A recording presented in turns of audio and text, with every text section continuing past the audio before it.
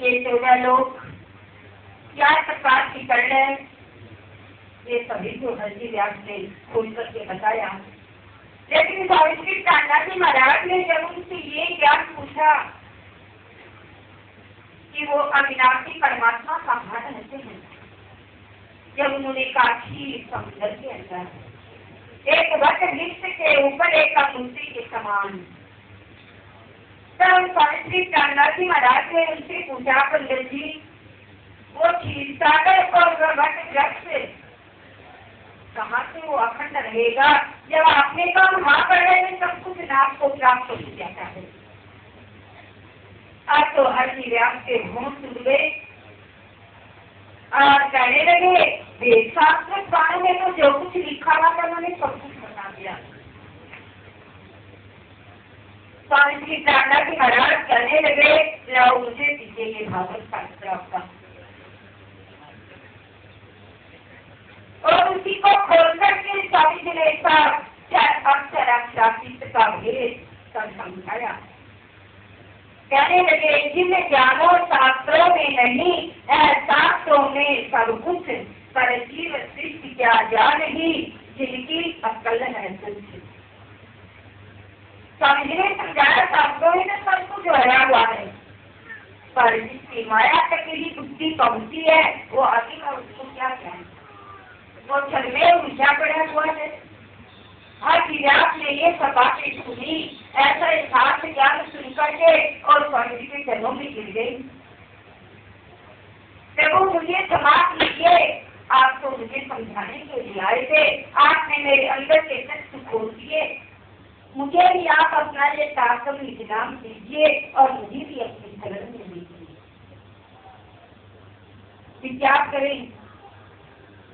कैसे स्वामी श्री कान्हाजी का ज्ञान था और कैसे उन्होंने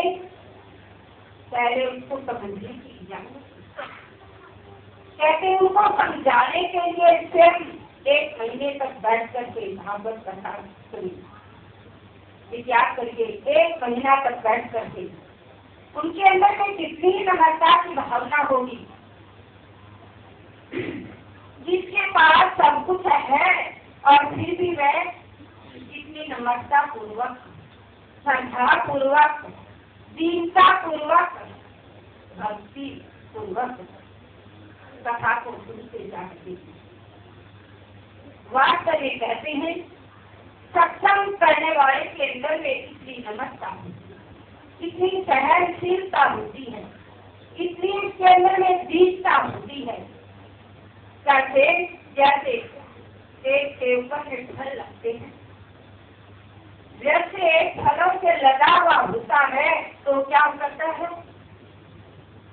फलों से लगे हुए वृक्ष को नीचे झुक जाता है, उसके अंदर में इतनी नम्रता आ जाती है कि वो नीचे झुक जाता है। कई बार लोग पूछते हैं उनसे, भाई तुम नीचे क्यों झुके थे हो, तुमको सबको खाने के लिए नीचे नीचे फल दे रहे हो, लेकिन वे क्या जवाब देता है, हम इसलिए नीचे झुक जाते हैं कि लोग अपने आप इन फलों को तोड़कर खा ले,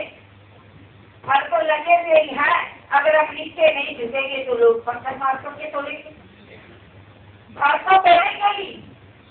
जिसके पास कुछ है उसके लेने की कोशिश तो करेंगे ही, अगर हम नहीं झुकेंगे तो लोग उसे पत्थर मार करके तोड़ेंगे और लेंगे फल को। इस प्रकार से कहते वास्तव में सत्संग करने वाले का हृदय कैसा होता है, कितनी इसके अंदर निर्मलता, कितनी दीनता, सत्संग का वास्तविक अर्थ क्या होता है, उसकी वाणी, उसका व्यवहार, उसकी बोली के अंदर में कितना मिठास होता है। सत्संग करने वाले की बोली और भाषा और व्यवहार कभी कटु और कठोर नहीं हो सकता,